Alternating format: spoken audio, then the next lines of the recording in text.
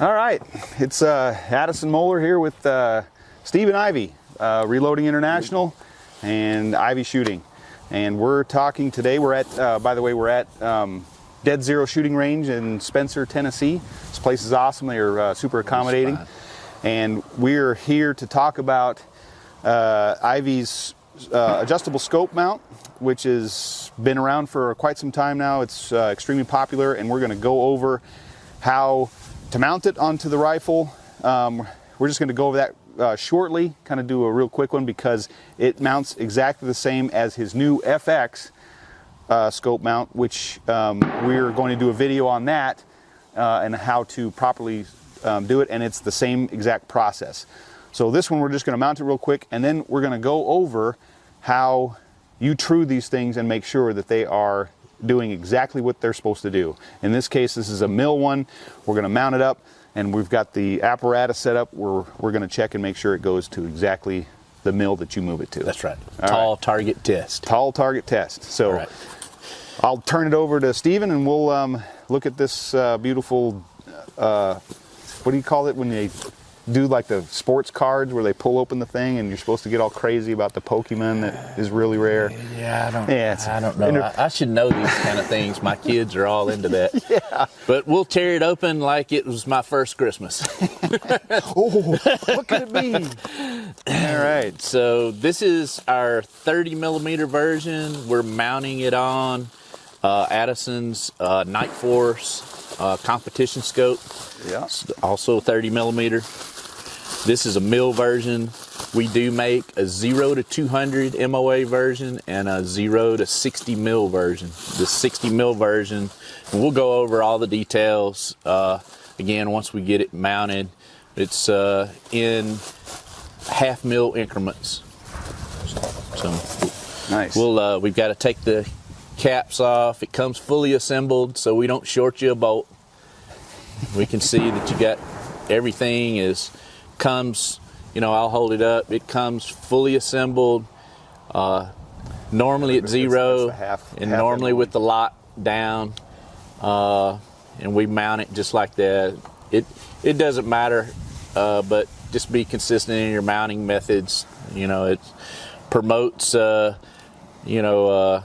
staying on target when you take your equipment down, you know, for travel, putting things in its case, use proper torques, and you'll find that more times than not that you'll be on target the next time you go out shooting. Yeah, repeatability is key on these things. Yeah, that's kind of the whole. Ammo is expensive. I don't want to have to zero my rifle with 10 rounds every time you go out. Yeah. You wonder where your bullets went. Where your primers went.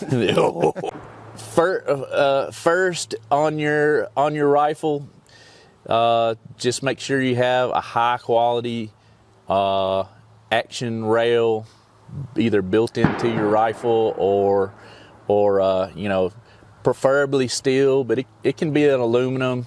High quality aluminum mount is fine, but probably not for a high recoiling rifle. If you have a large bore, I'd say, anywhere in the, Norma Mag, 300 PRC and up, I would recommend a steel rail or integral into your action. This mount weighs, I think, about 28 ounces, and then a lot of our scopes weigh 2 pounds as well. Some of them 3 pounds. 48 ounces is, I think, Vortex and maybe the ATAC R, Night Force. They're all up there. So you're roughly got you're pushing 4 pounds of scope and scope ring, and that rail is not going to take all that. A cheap aluminum rail is not going to take it. Yeah. So, you think is that aluminum or is that steel? I can't tell. That looks like steel. It looks like it's steel. Clip this over the lugs. Depending on your eye relief, you may need to move it forward or back, but we'll put it pretty far back for now. Yeah, it's got a bubble level on it. Yeah, it's got a bubble level. Why do I need 2? Yeah, you don't need 2. You can see that. So I was saying earlier, push push the adjustable scope mount forward against its little recoil lugs and clamp bolts to take out any creep. As your rifle recoils rearward, your heavy scope and mount will tend to go forward. So go ahead and take that creep out now. I'm gonna tighten this just slightly just to get it on there, and later we'll finish the torque spec for this last. This is a pretty heavy mount. It does not move, but we'll snug them down anyway. All right. The scope and the bearing surfaces. Get my Addison will set his eye relief. Put the caps on, and I'll try to snug it down without moving it, which should be okay.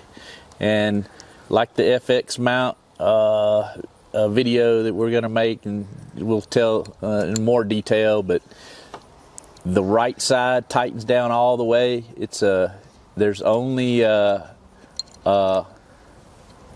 gap on one side, so you tighten down the right side first all the way before you tighten down the pinching side, the clamping side.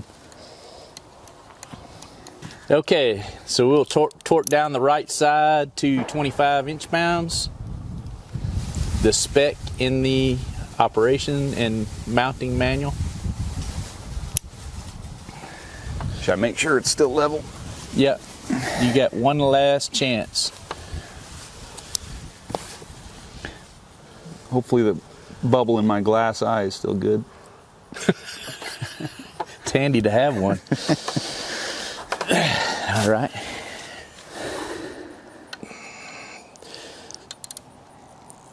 Torque the middle screw first, and then the two outers, and then back to the middle, and back and forth, and back and forth, until they are all clicking. You want everything to click. When you're torquing something down or just shooting, you want it to click. Well, not really. That could be a bad primer. Yeah. Click. Clicking like things are going well. That's what I meant. All right. That side is torqued down as far as we need to take it.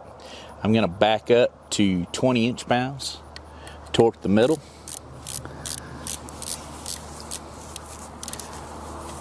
I didn't mention this earlier, but if you're ever in doubt of putting too much torque on any scope or any rings, and always caliper your scope. And if it's getting extremely, if you're compressing your scope even 2 or 3 thousandths, that your scope is probably taking too much torque, no matter whether you're using Ivey rings or anybody's rings. Okay. So if you're compressing it that much, you don't need it that tight. Something bad's going to happen on the inside. The guts of that scope do not like a tube that's elliptical.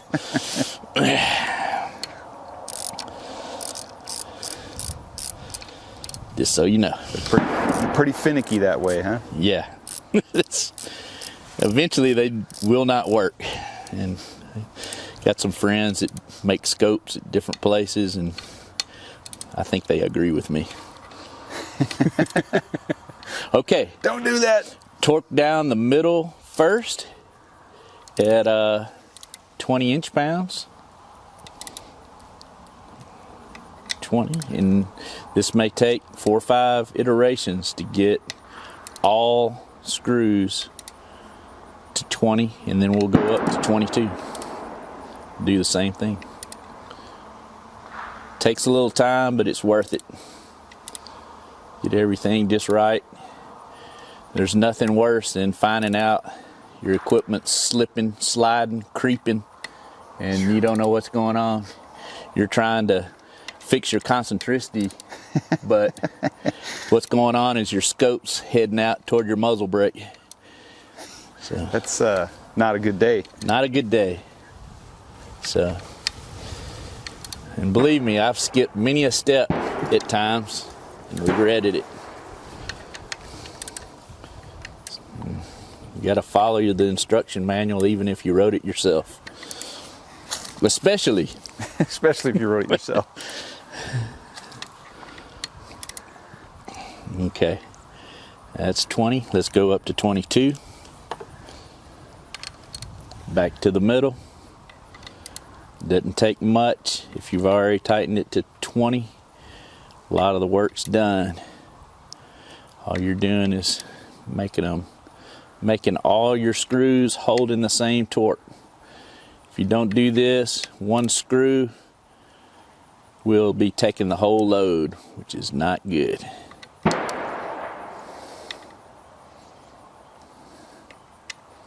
And we are there. All right, Addison's ready to shoot. All right. Okay. So there she is, all mounted up. All right. This scope mount in operation, this is at 0. It has a tension lock. It is not a hard lock. It keeps tension on the, you can push down, maybe not as much at low position, but at the higher positions, the scope mount is free at this moment with the tension. Oh, should I sit down? You're good. The tension lock puts enough pressure that it'll return to 0 better than any locking mechanism, and we had more than 15 different prototypes of locks, and this is the only lock that would repeat positions throughout the whole range of adjustable scope mount. And so you loosen this in operation, you go to your dial setting, however your strategy or process. The way that I use this mount is I very seldom touch the turrets of my scope except for zeroing at 100 yards. Then at distance, I use my chart data or drop data from your electronic ballistics calculator. And I normally use, if we're trying to go to 25.3 mils, I go to 25 mils and I hold over 0.3 for my first shot. After that, we all know long range shooting, you're going to be adjusting and holding off all day long. Yeah. Wind, spin drift, whatever you want. All right. On it past 60 even. Lock down. You can see the tilt in the scope. You need a high cheek rest on your rifle, but we still have gap here, even with the 56 objective scope. So you're looking pretty good for long range shooting right here. Use the bubble level. If you're wanting to use an accessory bubble level, that's fine. This one is not as easy to see when you're shooting, but when you're setting the scope up, use this to set to check your working bubble level. So Addison has a secondary bubble level, which is fine. I like using one as well, but this helps you set up, and if you're young enough, you can see that. My son uses it. I have to wear safety glasses, so with the bifocals to see it. But this mount will repeat to position. You can take it to extreme range, bring it back to 0, and shoot just as tight of groups, right on target.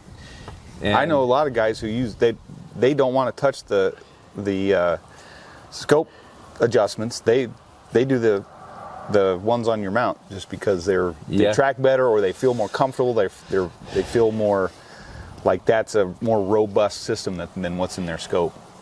I think possibly so. I mean, the scopes are more precise. Sure. This is a 1/8 MOA. There's some mil scopes are down to a tenth of a mil. I'm at a half of a mil, so Yeah. But you got a rough, and you got a coarse, and then a fine adjustment. Yeah. And this is 10 mils per revolution. So in 6 revolutions, you're 60 mil. It only takes.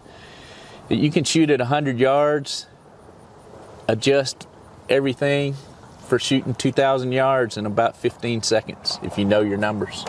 So one of the things that I get, I wouldn't say complaints about, reservations about yours, guys who don't have them, they say, oh, I've heard about those and I heard they don't repeat and they're not great.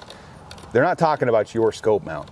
They've heard of something or they've seen something that's out there that is not even a competitor, but it's a similar system or trying to do the same job. Right. But it's not this system, and you have a truing apparatus that we're going to show you right now. We check on I'll say a semi-tall target at either 25 yards or meters. We change it slightly between when we're checking an MOA mount versus a mill version mount, but we have a set distance that we set our tall target out, and we'll take pictures of that later and show that to you.